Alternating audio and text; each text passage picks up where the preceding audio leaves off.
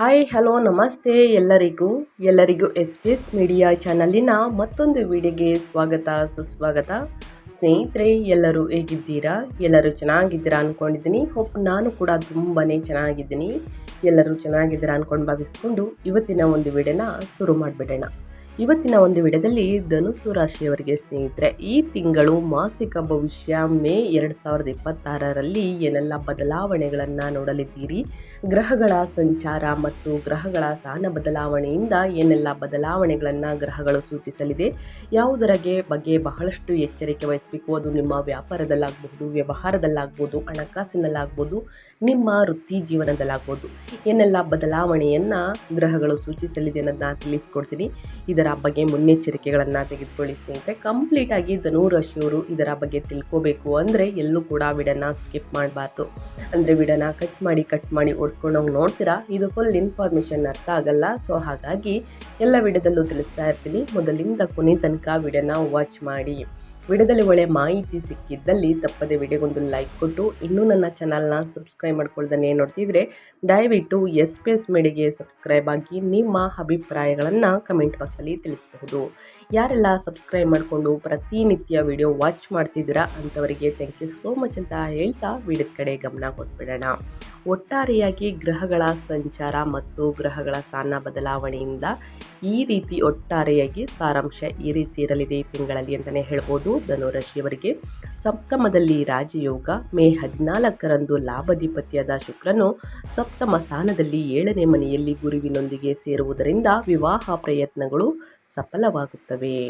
ವ್ಯಾಪಾರಸ್ಥರಿಗೆ ಇದು ಸುವರ್ಣ ಕಾಲ. ಕೀರ್ತಿ ಪ್ರತಿಷ್ಠೆಗಳು ಹೆಚ್ಚಾಗುತ್ತವೆ. ಉದ್ಯೋಗದಲ್ಲಿ ಅಖಂಡ ವಿಜಯ ಅಂತಲೇ ಹೇಳಬಹುದು. ಮೇ 15ರಿಂದ ಭಾಗ್ಯಾಧಿಪತಿ ಸೂರ್ಯನು 6ನೇ ಮನೆಯಲ್ಲಿ ಸಂಚರಿಸುವುದರಿಂದ ಕಚೇರಿಯಲ್ಲಿ ನಿಮ್ಮ ಶತ್ರುಗಳು ನಾಶವಾಗುತ್ತಾರೆ. ನಿಮಗೆ ಬಡ್ತಿ, ಅಧಿಕಾರಗಳ ಬೆಂಬಲ ಖಚಿತ ಅಂತಲೇ ಹೇಳಬಹುದು. ಇನ್ನು ಗೃಹದಲ್ಲಿ ಉಪಶಮನ. ಮೇ 11ರಂದು ಕುಜನು 4ನೇ ಮನೆಯಲ್ಲಿ ಸುಖದ ಸ್ಥಾನದಲ್ಲಿ ಬಿಟ್ಟು 5ನೇ ಮನೆಗೆ ಹೋಗುವುದರಿಂದ ಅಲ್ಲಿಯವರೆಗೆ ಮನೆಯಲ್ಲಿದ್ದಂತಹ ವಾದ ವಿವಾದಗಳು, ಆಸ್ತಿ ವಿವಾದಗಳು, ವಾಹನ ದುರಸ್ತಿ ಸಮಸ್ಯೆಗಳು ಪರಿಹಾರವಾಗುತ್ತವೆ ಸ್ನೇಹಿತರೆ. ಇದು ಗ್ರಹಗಳ ಸಂಚಾರ ಮತ್ತು ಗ್ರಹಗಳ ಸ್ಥಾನ ಬದಲಾವಣೆಯಿಂದ ಒಟ್ಟಾರೆಯಾಗಿ ಈ ತಿಂಗಳ ಸಾರಾಂಶ ಅಂತಲೇ ಹೇಳ್ಬೋದು. ಇನ್ನು ಒಟ್ಟಾರೆಯಾಗಿ ಏನೆಲ್ಲ ಬದಲಾವಣೆಗಳನ್ನು ನೋಡಲಿದ್ದೀರಿ ಅಂದರೆ, ಧನುಸು ರಾಶಿಯವರಿಗೆ ಮೇ 2026 ಮಾಸವು ಅತ್ಯಂತ ಅದ್ಭುತವಾದಂತಹ ಶುಭ ಫಲಿತಾಂಶಗಳನ್ನು, ವಿಜಯಗಳನ್ನು ನೀಡಲಿದೆ.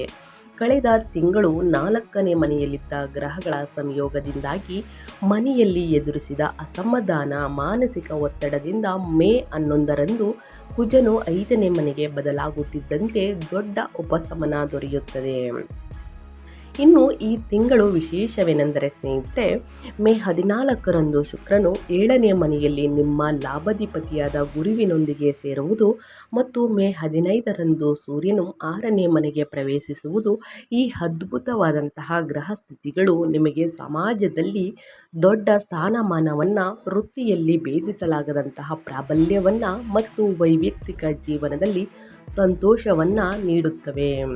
ಇದು ಒಟ್ಟಾರೆಯಾಗಿ ಈ ರೀತಿ ಇರಲಿದೆ ಭವಿಷ್ಯ ಅಂತಲೇ ಹೇಳಬಹುದು. ಇನ್ನು ಈ ತಿಂಗಳಲ್ಲಿ ಧನುರಾಶಿಯವರಿಗೆ ಗ್ರಹಗಳ ಸಂಚಾರ ಮತ್ತು ಅದರಿಂದಾಗುವಂತಹ ಪ್ರಭಾವಗಳನ್ನು ತಿಳಿಸ್ಕೊಡಿ ಅಂದರೆ ಖಂಡಿತವಾಗಿಯೂ ತಿಳಿಸ್ಕೊಡ್ತೀನಿ. ಮೊದಲನೇದಾಗಿ ಗುರುಬಲದಿಂದ. ಗುರು 1 ಮತ್ತು 4ನೇ ಮನೆಯ ಅಧಿಪತಿ, ನಿಮ್ಮ ಲಗ್ನಾಧಿಪತಿ ಸ್ನೇಹಿತರೆ. 7ನೇ ಮನೆಯಲ್ಲಿ ಮಿಥುನದಲ್ಲಿ ಯಥಾಸ್ಥಿತಿಯಲ್ಲಿ ಸಂಚರಿಸುತ್ತಿದೆ. ಇದರ ಪ್ರಭಾವ ಹೇಗಿರಲಿದೆ ಅಂದರೆ, ಸಪ್ತಮ ಗುರು ಉನ್ನತವಾದ ಸಾಮಾಜಿಕ ಸ್ಥಾನಮಾನ, ವ್ಯಾಪಾರ ವಿಸ್ತರಣೆ, ದಾಂಪತ್ಯ ಸೌಖ್ಯ ಅಂತಲೇ ಹೇಳಬಹುದು. ಇನ್ನು ಶುಕ್ರ 6 ಮತ್ತು 11ನೇ ಮನೆಯ ಅಧಿಪತಿಯಾಗಿರುವ ಶುಕ್ರ 6ನೇ ಮನೆಯಲ್ಲಿ ಮತ್ತು 7ನೇ ಮನೆಯಲ್ಲಿ ಸ್ಥಳಾಂತರಗೊಂಡು ಸ್ನೇಹಿತರೆ ಸಂಚರಿಸುತ್ತಿದೆ. ಮೇ 14ರವರೆಗೆ 6ರಲ್ಲಿ ಋಣ ವಿಮುಕ್ತಿ ಅಂತಲೇ ಹೇಳ್ಬೋದು. ಇನ್ನು ಮೇ 14ರಿಂದ 7ರಲ್ಲಿ ಗುರುವಿನೊಂದಿಗೆ ಸಂಯೋಗ, ಅದ್ಭುತವಾದ ವ್ಯಾಪಾರದ ಲಾಭಗಳು, ಆಕರ್ಷಣೆಗಳನ್ನು ನೋಡಲಿದ್ದೀರಿ. ಇನ್ನು ಸೂರ್ಯ 9ನೇ ಮನೆಯ ಅಧಿಪತಿಯಾಗಿರುವ ಸೂರ್ಯ 5ನೇ ಮನೆಯಿಂದ 6ನೇ ಮನೆಗೆ ಸ್ಥಳಾಂತರಗೊಂಡು ಸಂಚರಿಸುತ್ತಿದೆ. ಮೇ 14ರವರೆಗೆ 5ರಲ್ಲಿ ಉಚ್ಚ ಅಂದರೆ ಸಂತಾನ ಭಾಗ್ಯ ಅಂತಲೇ ಹೇಳಬಹುದು. ಇನ್ನು ಸಂತಾನದ ಲಾಭ ಜೊತೆಗೆ ಸ್ನೇಹಿತರೆ ಧನ ಲಾಭವನ್ನು ನೋಡಲಿದ್ದೀರಿ. ಮೇ 15ರಿಂದ 6ರಲ್ಲಿ ಶತ್ರುಗಳ ಜಯ, ಉದ್ಯೋಗದಲ್ಲಿ ಅಖಂಡ ವಿಜಯ. ಇನ್ನು ಕುಜ 5 ಮತ್ತು 12ನೇ ಮನೆಯ ಅಧಿಪತಿಯಾಗಿರುವ ಕುಜ 5ನೇ ಮನೆಯಲ್ಲಿ ಸ್ವಕ್ಷೇತ್ರದಲ್ಲಿ ಮೇ 11ರಿಂದ ಸಂಚರಿಸುತ್ತಿದೆ.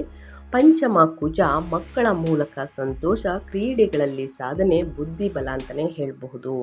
ಇನ್ನು ಬುಧ 7 ಮತ್ತು 10ನೇ ಮನೆಯ ಅಧಿಪತಿಯಾಗಿರುವ ಬುಧ 5ನೇ ಮನೆಯ ನಂತರ 6ನೇ ಮನೆಗೆ ಸ್ಥಳಾಂತರಗೊಂಡು ಸಂಚರಿಸುತ್ತಿದೆ. ಮೇ 15ರಿಂದ 6ರಲ್ಲಿ ಸೂರ್ಯನೊಂದಿಗೆ ಬುಧ ನಿತ್ಯ ಯೋಗ. ಮೇ 29ರಂದು 7ನೇ ಮನೆಗೆ ಹೋಗಲಿದೆ. ಇನ್ನು ಶನಿ 2, 3 ಮನೆಯ ಅಧಿಪತಿಯಾಗಿರುವ ಶನಿ 4ನೇ ಮನೆಯಲ್ಲಿ ಮೀನದಲ್ಲಿ ಯಥಾಸ್ಥಿತಿಯಲ್ಲಿ ಸಂಚರಿಸುತ್ತಿದೆ. ಕೌಟುಂಬಿಕ ಜವಾಬ್ದಾರಿಗಳು, ಮನೆಯಲ್ಲಿ ಶಿಸ್ತು, ತಾಯಿಯ ಆರೋಗ್ಯ ವಿಷಯಗಳಲ್ಲಿ ಕಾಳಜಿ ಅಂತಲೇ ಹೇಳಬಹುದು. ಇದು ಗ್ರಹಗಳ ಸಂಚಾರ ಮತ್ತು ಗ್ರಹಗಳ ಸ್ಥಾನ ಬದಲಾವಣೆಯಿಂದ ಧನುರಾಶಿಯವರು ಇಷ್ಟೆಲ್ಲ ಬದಲಾವಣೆಯನ್ನು ನೋಡಬಹುದಾಗಿದೆ. ಇನ್ನು ಒಂದೊಂದಾಗಿ ತಿಳಿಸುವುದಾದರೆ ನಿಮ್ಮ ವೃತ್ತಿ ಜೀವನದ ಬಗ್ಗೆ ಹೇಳೋದಾದರೆ, ಉದ್ಯೋಗಿಗಳಿಗೆ ಏಪ್ರಿಲ್ನಲ್ಲಿ ಎದುರಾದಂತಹ ಗೊಂದಲಗಳು ಈ ತಿಂಗಳಲ್ಲಿ ಸಂಪೂರ್ಣವಾಗಿ ಮಾಯವಾಗುತ್ತದೆ. ಧನುರಾಶಿಯವರಿಗೆ ಈ ತಿಂಗಳಲ್ಲಿ ಸಂಪೂರ್ಣವಾಗಿ ಮಾಯವಾಗುವುದರ ಜೊತೆಗೆ ಮೇ 15ರಂದು ಭಾಗ್ಯಾಧಿಪತಿಯಾದ ಸೂರ್ಯ ಮತ್ತು ಕರ್ಮಾಧಿಪತಿಯಾದ ಬುಧ 6ನೇ ಸ್ಥಾನವಾದಂತಹ ಋಷಭ ರಾಶಿಗೆ ಪ್ರವೇಶಿಸುತ್ತಾರೆ. ಜ್ಯೋತಿಷ್ಯ ಶಾಸ್ತ್ರದ ಪ್ರಕಾರ 6ನೇ ಮನೆಯಲ್ಲಿ ಸೂರ್ಯನ ಸಂಚಾರವು ಸ್ನೇಹಿತರೆ ಸಾಕಷ್ಟು ಅದೃಷ್ಟದ ಫಲಗಳನ್ನು ನೀಡಲಿದೆ ಅಂತಲೇ ಹೇಳ್ಬೋದು. ಶತ್ರುಗಳ ಜಯವನ್ನು ಕರುಣಿಸುತ್ತದೆ. ಕಚೇರಿಯಲ್ಲಿ ನಿಮ್ಮ ಮೇಲೆ ಸಂಚು ರೂಪಿಸುವವರು ನಿಮ್ಮ ಮುಂದೆ ತಲೆಬಾಗುವುದು ಖಂಡಿತ. ಇನ್ನು ನಿಮ್ಮ ಕಾರ್ಯಕ್ಷಮತೆಗೆ ಅಧಿಕಾರಿಗಳಿಂದ ಅದ್ಭುತವಾದ ಪ್ರಶಂಸೆಗಳು, ಇನ್ಕ್ರಿಮೆಂಟ್ಗಳು ದೊರೆಯುತ್ತವೆ. ನೀವು ತೆಗೆದುಕೊಳ್ಳುವ ನಿರ್ಧಾರಗಳು ಸಾಹಸಮಯವಾಗಿರುತ್ತವೆ. ಸಂದರ್ಶನಗಳಿಗೆ ಹಾಜರಾಗುವವರಿಗೆ, ಸರ್ಕಾರಿ ಉದ್ಯೋಗಿಗಳಿಗಾಗಿ ಪ್ರಯತ್ನಿಸುತ್ತಿರುವವರಿಗೆ ಬಯಸಿದ ಉದ್ಯೋಗ ಸಿಗುತ್ತದೆ. ಕಚೇರಿಯಲ್ಲಿ ನಿಮಗೆ ಒಂದು ಬಲವಾದಂತಹ ವರ್ಗ ಅಥವಾ ತಂಡವು ಬೆಂಬಲವಾಗಿ ನಿಲ್ಲುತ್ತದೆ ಅಂತಲೇ ಹೇಳಬಹುದು. ಧನುರಾಶಿಯವರು ಏನೆಲ್ಲ ಬದಲಾವಣೆಯನ್ನು ನೋಡಲಿದ್ದೀರಿ ನಿಮ್ಮ ವೃತ್ತಿ ಜೀವನದ ಬಗ್ಗೆ, ಅಂದರೆ ನಿಮ್ಮ ಕೆರಿಯರಲ್ಲಿ ಏನಂತ ಕಂಪ್ಲೀಟಾಗಿ ತಿಳಿಸ್ಕೊಟ್ಟಿದ್ದೀನಿ. ಇದರಲ್ಲಿ ಏನೇ ಡೌಟ್ಸ್ ಇದ್ದರೂ ಕೂಡ ಕಮೆಂಟ್ ಮಾಡಿ. ಇನ್ನು ನಿಮ್ಮ ಹಣಕಾಸಿನ ಬಗ್ಗೆ, ಆರ್ಥಿಕ ಸ್ಥಿತಿ ಮತ್ತು ಧನಲಾಭ ಇದೆಯಾ, ನಷ್ಟ ಇದೆಯಾ ಗುರುಬಲದಿಂದ ಅನ್ನೋದನ್ನ ನೋಡೋದಾದರೆ, ಆರ್ಥಿಕವಾಗಿ ಈ ತಿಂಗಳು ವಿಶೇಷವಾದಂತಹ ಸ್ಥಿರತೆಯನ್ನು ನೀಡುತ್ತದೆ. ನಿಮ್ಮ ಲಾಭಾಧಿಪತಿಯಾದ ಶುಕ್ರನು 7ನೇ ಮನೆಯಲ್ಲಿ ಗುರುವಿನೊಂದಿಗೆ ಸೇರುವುದರಿಂದ ಬಹು ಆದಾಯದ ಮೂಲಗಳು ತೆರೆದುಕೊಳ್ಳುತ್ತವೆ.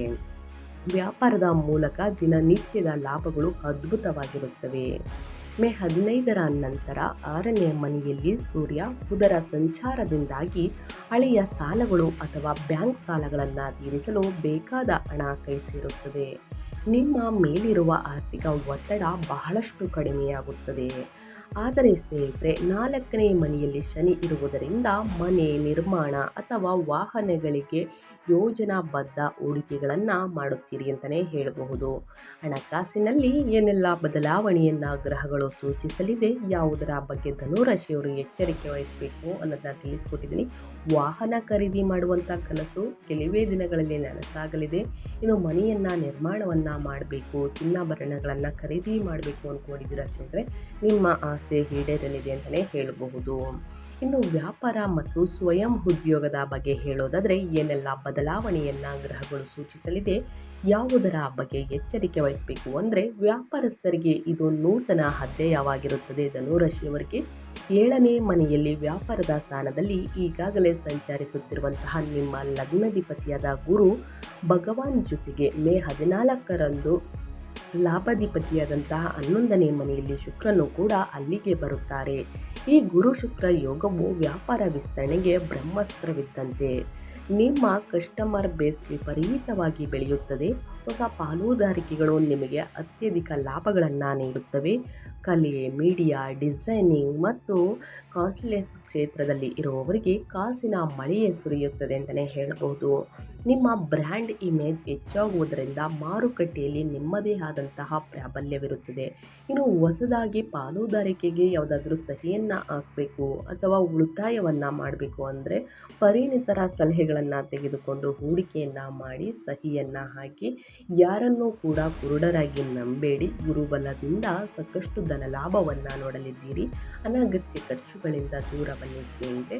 ಸಾಕಷ್ಟು ಅದೃಷ್ಟವನ್ನು ನೋಡಲಿದ್ದೀರಿ ಅಂತಲೇ ಹೇಳಬಹುದು. ಇನ್ನು ಮೇಯ್ನ್ ಆಗಿ ನಿಮ್ಮ ಹೆಲ್ತ್ ಬಗ್ಗೆ ಹೇಳೋದಾದರೆ, ನಿಮ್ಮ ಆರೋಗ್ಯದಲ್ಲಿ ಗುರುಬಲದಿಂದ ಸ್ನೇಹಿತರೆ, ಶನಿ ಬಲದಿಂದ ಏನೆಲ್ಲ ಆರೋಗ್ಯದಲ್ಲಿ ಬದಲಾವಣೆಗಳು ಕಂಡು ಬರಲಿದೆ ಧನುಸ್ಸು ರಾಶಿಯವರಿಗೆ ನನ್ನ ನೋಡೋದಾದರೆ, ಮೇ 11ರಂದು ಕುಜನು 4ನೇ ಮನೆಯನ್ನ ಬಿಡುವುದರಿಂದ ಅಲ್ಲಿಯವರೆಗೆ ಇದ್ದ ಮಾನಸಿಕ ಆತಂಕ, ಎದೆ, ಸೊಂಟ ನೋವು ಅಥವಾ ಉಸಿರಾಟಕ್ಕೆ ಸಂಬಂಧಿಸಿದ ಸಮಸ್ಯೆಗಳಿಂದ ದೊಡ್ಡ ಉಪಶಮನ ದೊರೆಯುತ್ತದೆ. ಇನ್ನು ಸ್ನೇಹಿತರೆ, ಅಡಿಗೆ ಮನೆಯಲ್ಲಿ ಚೂಪಾದ ವಸ್ತುಗಳನ್ನು ಇಟ್ಕೊಂಡು ಕೆಲಸವನ್ನು ಮಾಡಬೇಕಾದ್ರೆ, ಎಲೆಕ್ಟ್ರಿಕ್ಗೆ ಸಂಬಂಧಪಟ್ಟಂತಹ ಕೆಲಸವನ್ನು ಮಾಡುವವರು ಬಹಳಷ್ಟು ಎಚ್ಚರಿಕೆ ವಹಿಸಿ. ಸಣ್ಣ ಪುಟ್ಟ ಗಾಯಗಳನ್ನು ಗ್ರಹಗಳು ಸೂಚಿಸುತ್ತಿದೆ. ದೊಡ್ಡ ಉಪಶಮನ ದೊರೆಯಲಿದೆ ಸಮಸ್ಯೆಗಳಿಂದ ನಿಮಗೆ ಸ್ನೇಹಿತರೆ. ಮೇ 15ರಿಂದ ಸೂರ್ಯನು 6ನೇ ಮನೆಯಲ್ಲಿ ಅಂದರೆ ರೋಗ ನಿರೋಧಕ ಸ್ಥಾನ ಇರುವುದರಿಂದ ನಿಮ್ಮಲ್ಲಿನ ಪ್ರಾಣಶಕ್ತಿ ಅಂದರೆ ಇಮ್ಯುನಿಟಿ ದುಪ್ಪಟ್ಟಾಗುತ್ತದೆ ಸ್ನೇಹಿತರೆ. ಹಳೆಯ ಅನಾರೋಗ್ಯಗಳು ಕೂಡ ವೇಗವಾಗಿ ಗುಣಮುಖವಾಗುತ್ತವೆ ಅಂತಲೇ ಹೇಳಬಹುದು. ಆದರೆ 5ನೇ ಮನೆಯಲ್ಲಿ ಸ್ವಕ್ಷೇತ್ರದಲ್ಲಿ ಕುಜನು ಸ್ವಲ್ಪ ಉಷ್ಣ ತತ್ವವನ್ನು ಅಂದರೆ ಪಿತ್ತವನ್ನು ಹೆಚ್ಚಿಸುತ್ತಾನೆ. ಇದರಿಂದ ಹೊಟ್ಟೆಯಲ್ಲಿ ಉರಿ, ಕಣ್ಣುರಿ ಅಥವಾ ಗ್ಯಾಸ್ಟ್ರಿಕ್ ಸಮಸ್ಯೆಗಳು ಬರಬಹುದು. ಖಾರ ಮಸಾಲೆ ಪದಾರ್ಥಗಳಿಂದ ದೂರವಿರುವುದು ಅಂದರೆ ಸ್ನೇಹಿತರೆ, ಮಸಾಲೆ ಭರಿತ ಊಟವನ್ನು ತಿನ್ನುವುದು, ಇನ್ನು ಮಸಾಲೆ ಕಾಫಿ ಟೀಯನ್ನು ಕುಡಿಯುವುದು, ಇದರಿಂದ ದೂರವಿರಬೇಕಾಗುತ್ತದೆ. ಮತ್ತು ಎಣ್ಣೆಯಲ್ಲಿ ಕರಿದಂತಹ ಚಿಪ್ಸು ತಿಂಡಿಗಳನ್ನು ತಿನ್ನುವುದು, ಇದರಿಂದ ದೂರವಿರಬೇಕಾಗುತ್ತದೆ. ಸಮಯಕ್ಕೆ ಸರಿಯಾಗಿ ಚೆನ್ನಾಗಿ ಊಟವನ್ನು ಮಾಡುವುದು ಒಳ್ಳೆಯದು. ಚೆನ್ನಾಗಿ ನೀರನ್ನು ಕುಡಿಯಿರಿ. ಅದಕ್ಕೆ ನಾರಿನಂಶ ಇರುವಂತಹ ಹಸಿರು ತರಕಾರಿಗಳನ್ನು ಸೇರಿಸಿ ಸೊಪ್ಪನ್ನು ಚೆನ್ನಾಗಿ ತಿನ್ನಿ ಸ್ನೇಹಿತರೆ. ಇದರಿಂದ ನಿಮ್ಮ ಪಿತ್ತ ಕಡಿಮೆಯಾಗಲಿದೆ. ಸೊ ಹಾಗಾಗಿ ನಿಮ್ಮ ಆರೋಗ್ಯದ ಬಗ್ಗೆ ಬಹಳಷ್ಟು ಎಚ್ಚರಿಕೆ ವಹಿಸಿ. ಪ್ರತಿದಿನ ಯೋಗ, ಧ್ಯಾನ, ಮೆಡಿಟೇಷನನ್ನು ಮಾಡಿ ಅಂತ ಹೇಳ್ತಾ, ಇನ್ನು ಮುಂದಿನದಾಗಿ ಕುಟುಂಬ ಮತ್ತು ವೈಯಕ್ತಿಕ ಸಂಬಂಧಗಳ ಬಗ್ಗೆ ಹೇಳೋದಾದರೆ, ಕೌಟುಂಬಿಕ ಜೀವನದಲ್ಲಿ ಧನುರಾಶಿಯವರು ಏನೆಲ್ಲ ಬದಲಾವಣೆಯನ್ನು ಗ್ರಹಗಳು ಸೂಚಿಸಲಿವೆ. ಇನ್ನು ಮದುವೆ ಯೋಗ ಇದೆಯಾ, ಸಂತಾನ ಭಾಗ್ಯ ಇದೆಯಾ, ಇನ್ನು ಮನೆಯಲ್ಲಿ ಶುಭ ಕಾರ್ಯಗಳು ನಡೆಯಲಿದೆಯಾ, ನಿಂತು ಹೋಗಿದ್ದಂತಹ ಶುಭ ಕಾರ್ಯಗಳು ಮತ್ತೆ ಪ್ರಾರಂಭಿಸಬಹುದಾ ಅನ್ನೋದನ್ನ ಕೇಳೋದಾದರೆ, ಧನುರಾಶಿಯವರಿಗೆ ಕೌಟುಂಬಿಕ ಜೀವನದಲ್ಲಿ ಈ ತಿಂಗಳು ಆನಂದೋತ್ಸವ ಅಂತಲೇ ಹೇಳಬಹುದು. ಆನಂದದಿಂದ ತುಂಬಿರುತ್ತದೆ ಮನೆಯಲ್ಲಿ ಸ್ನೇಹಿತರೆ. ಮೇ 14ರಂದು ಸಪ್ತಮ ಸ್ಥಾನದಲ್ಲಿ ಶುಕ್ರ ಗುರುಗಳ ಸಂಯೋಗವು ವಿವಾಹವಾದವರಿಗೆ ಅಂದರೆ ಮದುವೆ ಆಗಿರುವವರಿಗೆ ಅದ್ಭುತವಾದ ಸಂಬಂಧಗಳನ್ನು ಒದಗಿಸುತ್ತದೆ. ಈಗಾಗಲೇ ವಿವಾಹವಾದವರು ತಮ್ಮ ಜೀವನ ಸಂಗಾತಿಯೊಂದಿಗೆ ಅತ್ಯಂತ ಅನ್ಯೋನ್ಯತೆಯಾಗಿ ಒಬ್ಬರನ್ನೊಬ್ಬರು ಗೌರವಿಸುತ್ತಾ ಕಾಲ ಕಳೆಯುತ್ತಾರೆ. ಸಮಾಜದಲ್ಲಿ ಇವರಿಬ್ಬರು ಉತ್ತಮ ಗುರುತನ್ನು ಸಿಗಲಿದೆ ಅಂತಲೇ ಹೇಳ್ಬೋದು. ಪಂಚಮಾಧಿಪತಿಯಾದ ಕುಜನು ಮೇ 11ರಂದು 5ನೇ ಮನೆಯಲ್ಲಿ ಅಂದರೆ ಸಂತಾನ ಸ್ಥಾನದಲ್ಲಿ ಸ್ವಕ್ಷೇತ್ರದಲ್ಲಿ ಹೊಂದುವುದರಿಂದ ನಿಮ್ಮ ಮಕ್ಕಳ ಬೆಳವಣಿಗೆಯನ್ನು ನೋಡಿ ಹೆಮ್ಮೆ ಪಡುತ್ತೀರಿ. ಅವರ ಕ್ರೀಡೆಗಳಲ್ಲಿ ಅಥವಾ ಓದಿನಲ್ಲಿ ದೊಡ್ಡ ವಿಜಯಗಳನ್ನು ಸಾಧಿಸುತ್ತಾರೆ. ಆದರೆ ಕುಜನ ಪ್ರಭಾವದಿಂದ ಮಕ್ಕಳಲ್ಲಿ ಸ್ವಲ್ಪ ಮೊಂಡುತನ, ಹಠ ಅಥವಾ ವಾದ ಮಾಡುವ ಪ್ರವೃತ್ತಿ ಹೆಚ್ಚಾಗಬಹುದು. ಅವರನ್ನು ಪ್ರೀತಿಯಿಂದ ದಾರಿಗೆ ತರಬೇಕಾಗುತ್ತದೆ ಸ್ನೇಹಿತರೆ. ಎಲ್ಲದಕ್ಕೂ ಕೂಡ ಒಂದು ಸಮಯ ಅನ್ನೋದು ಇದ್ದೇ ಇರುತ್ತದೆ. ಒಂದು ಸಮಯದಲ್ಲಿ ನಿಮಗೆ ಅವರು ಹೆಮ್ಮೆಯನ್ನು ತಂದುಕೊಡುವಂತಹ ಸೂಚನೆಗಳು ನಿಮಗೆ ಕಂಡು ಬರುತ್ತದೆ. ಇನ್ನೂ ಒಂದು ಸ್ವಲ್ಪ ದಿನ ನಂತರ ಸ್ನೇಹಿತರೆ ಮಕ್ಕಳಲ್ಲಿ ಸ್ವಲ್ಪ ಹಠ ಕಂಡು ಬರಬಹುದು. ಎಲ್ಲವೂ ಕೂಡ ಒಂದೇ ರೀತಿ ಇರುವುದಿಲ್ಲ. ಸೊ ಹಾಗಾಗಿ ಎಲ್ಲನ್ನ ಪ್ರೀತಿಯಿಂದಲೇ ಗೆಲ್ಲಬೇಕು ಸ್ನೇಹಿತರೆ. ಸೊ ಹಾಗಾಗಿ ಸಾಕಷ್ಟು ಪ್ರೀತಿಯಿಂದಲೇ ಅವರಿಗೆ ದಾರಿಗೆ ತನ್ನಿ ಅಂತ ಹೇಳ್ತಾ, ಇನ್ನು ಮನೆಯಲ್ಲಿ ನಿಂತು ಹೋಗಿದ್ದಂತಹ ಶುಭ ಕಾರ್ಯಗಳು ಮತ್ತೆ ಪ್ರಾರಂಭಿಸಬಹುದು. ಸಂತಾನ ಭಾಗ್ಯ ಇದೆ. ಇನ್ನು ಮದುವೆ ಆಗದವರಿಗೆ, ಅವಿವಾಹಿತರಿಗೆ ಮದುವೆ ಪ್ರಸ್ತಾಪಗಳು ಒಳ್ಳೆಯ ಸಂಗಾತಿ ಸಿಗಲಿದ್ದಾರೆ ಅಂತಲೇ ಹೇಳಬಹುದು. ಇನ್ನು ವಿದ್ಯಾರ್ಥಿಗಳ ಬಗ್ಗೆ ಹೇಳೋದಾದರೆ, ಏನೆಲ್ಲ ಬದಲಾವಣೆಯನ್ನು ನೋಡಲಿದ್ದೀರಿ, ವಿದ್ಯಾಭ್ಯಾಸದಲ್ಲಿ ಯಾವುದರ ಬಗ್ಗೆ ಎಚ್ಚರಿಕೆ ವಹಿಸಬೇಕು. ಧನುರಾಶಿಯವರು ಅಂದರೆ ವಿದ್ಯಾಸ್ಥಾನದ 4ನೇ ಮನೆಯ ಮೇಲೆ ಶನಿಯ ಪ್ರಭಾವವಿದ್ದರೂ ಮೇ 11ರಂದು ಪಂಚಮಾಧಿಪತಿಯಾದ ಕುಜನು 5ನೇ ಮನೆಯಲ್ಲಿ ಸ್ವಕ್ಷೇತ್ರದಲ್ಲಿ ಹೊಂದುವುದು ವಿದ್ಯಾರ್ಥಿಗಳಿಗೆ, ಮುಖ್ಯವಾಗಿ ಟೆಕ್ನಿಕಲ್, ಮೆಡಿಸಿನ್ ಮತ್ತು ಇಂಜಿನಿಯರಿಂಗ್ ಓದುವವರಿಗೆ ಒಂದು ವರ ಅಂತಲೇ ಹೇಳ್ಬೋದು.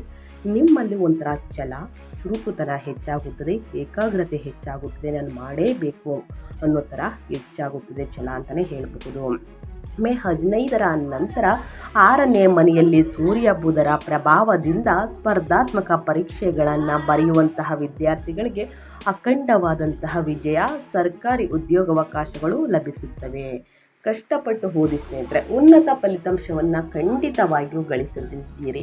100% ಸ್ನೇಹಿತರೆ, ಏಕಾಗ್ರತೆಯಿಂದ ಆಸಕ್ತಿಯಿಂದ ಓದಿ ಖಂಡಿತವಾಗಿಯೂ ಉನ್ನತ ಫಲಿತಾಂಶವನ್ನು ನೀವೇ ನೋಡಿ ಸ್ನೇಹಿತರೆ, ಸಾಕಷ್ಟು ನಿಮ್ಮ ಮೇಲೆ ನಿಮಗೆ ಒಂಥರ ಹೆಮ್ಮೆ ಉಂಟಾಗಲಿದೆ ಅಂತಲೇ ಹೇಳಬಹುದು. ಇನ್ನು ತಂದೆ ತಾಯಿಯನ್ನು ಗೌರವಿಸಿ, ಗುರು ಹಿರಿಯರನ್ನು ಸ್ನೇಹಿತರೆ ಅವ್ರು ಹೇಳುವಂಥ ಮಾತುಗಳನ್ನು ಪಾಲಿಸಿ ಖಂಡಿತವಾಗಿಯೂ 100% ನಿಮ್ಮ ಜೀವನದಲ್ಲಿ ಒಂದು ಎತ್ತರಕ್ಕೆ ಬೆಳೆಯಲಿದ್ದೀರಿ ಅಂತಲೇ ಹೇಳಬಹುದು. ಇನ್ನು ಸಣ್ಣ ಪುಟ್ಟ ಸಮಸ್ಯೆಗಳು ಎದುರಾದರೆ ಖಂಡಿತವಾಗಿಯೂ ಪರಿಹಾರಗಳನ್ನು ತಿಳಿಸ್ಕೊಡಿ ಅಂತಂದರೆ ಖಂಡಿತವಾಗಿಯೂ ಸಣ್ಣ ಪುಟ್ಟ ಪರಿಹಾರವನ್ನೇ ತಿಳಿಸ್ಕೊಡ್ತೀನಿ. ಈ ಪರಿಹಾರವನ್ನು ಅನುಸರಿಸುವುದರಿಂದ ದೊಡ್ಡ ಸಮಸ್ಯೆಗಳೇ ನಿವಾರಣೆ. ಮೇ ತಿಂಗಳಲ್ಲಿ ಧನುರಾಶಿಯವರು ಸ್ನೇಹಿತರೆ 2026 ಮೇ ತಿಂಗಳಲ್ಲಿ ವೇದ ಪರಿಹಾರಗಳನ್ನು ಅನುಸರಿಸುವುದರಿಂದ ಆದಷ್ಟು ನನ್ನ ಚಾನಲಲ್ಲಿ ಬರುವಂತಹ ಸಣ್ಣ ಪುಟ್ಟ ಪರಿಹಾರವನ್ನೇ ಸ್ನೇಹಿತರೆ ತಿಳಿಸ್ಕೊಡ್ತೀನಿ. ಪ್ರತಿಯೊಬ್ಬರು ಫಾಲೋ ಮಾಡಬೇಕು. ಸೊ ಹಾಗಾಗಿ ಸಣ್ಣ ಪುಟ್ಟ ಪರಿಹಾರದಿಂದ ದೊಡ್ಡ ಸಮಸ್ಯೆಗಳೇ ನಿವಾರಣೆಯಾಗಲಿದೆ. 4ನೇ ಮನೆಯಲ್ಲಿರುವ ಶನಿಯ ದೋಷವನ್ನು ನಿವಾರಿಸಿಕೊಂಡು 6, 7ನೇ ಮನೆಗಳಲ್ಲಿರುವ ಶುಭ ಗ್ರಹಗಳ ಸಂಪೂರ್ಣ ಪ್ರಯೋಜನವನ್ನು ಪಡೆಯಲು ಈ ಪರಿಹಾರಗಳನ್ನು ಫಾಲೋ ಮಾಡಿ. ಮೊದಲನೇದಾಗಿ ಸ್ನೇಹಿತರೆ, ಗುರುಬಲದಿಂದ ಇಷ್ಟೆಲ್ಲ ಅದೃಷ್ಟವನ್ನು ನೋಡಿರುವ ನಿಮಗೆ ಸ್ನೇಹಿತರೆ ಪ್ರತಿ ಗುರುವಾರ ಗುರುಶೋತ್ರವನ್ನು ಹೇಳಿ ಸ್ನೇಹಿತರೆ, ಗುರುರಾಯರನ್ನು ಪ್ರಾರ್ಥಿಸಿ, ಗುರುರಾಯರ ಮಂತ್ರವನ್ನು ಹೇಳಿ, ಪೂಜ್ಯಾಯ ರಾಘವೇಂದ್ರಾಯ ಸತ್ಯ ಧರ್ಮರತಾಯ ಚ ಭಜತಂ ಕಲ್ಪವೃಕ್ಷಾಯ ನಮತಂ ಕಾಮಧೇನುವೆ ಎಂಬ ಮಂತ್ರವನ್ನು 12 ಬಾರಿ 9 ಬಾರಿ ಹೇಳುವುದು ಸೂಕ್ತ. ಶ್ರೀ ದಕ್ಷಿಣಾಮೂರ್ತಿ ಸ್ತೋತ್ರ. ನಿಮ್ಮ ಲಗ್ನಾಧಿಪತಿಯಾದ ಗುರುವು ಸಪ್ತಮದಲ್ಲಿರುವುದರಿಂದ ಅವರ ಅನುಗ್ರಹದಿಂದ ವ್ಯಾಪಾರ ಮತ್ತು ವೈವಾಹಿಕ ಆನಂದವನ್ನು ಪಡೆಯಲು ಗುರುವಾರದಂದು ಶ್ರೀ ದಕ್ಷಿಣಾಮೂರ್ತಿ ಸ್ತೋತ್ರವನ್ನು ಪಠಿಸಿ ಸ್ನೇಹಿತರೆ.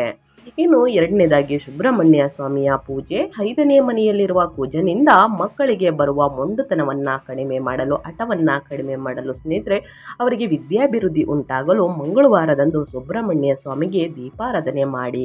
ಇನ್ನು ಬಡ ವಿದ್ಯಾರ್ಥಿಗಳಿಗೆ ಸ್ನೇಹಿತರೆ ಪೆನ್ನು, ಪುಸ್ತಕ, ಬ್ಯಾಗು ಈ ರೀತಿ ವಿತರಿಸಿ ಅಂತಂದರೆ ದಾನ ರೂಪದಲ್ಲಿ ಕೊಡಿ ಸ್ನೇಹಿತರೆ, ನಿಮ್ಮ ಮಕ್ಕಳಿಗೆ ವಿದ್ಯಾಭಿವೃದ್ಧಿ ಆಗಲಿದೆ.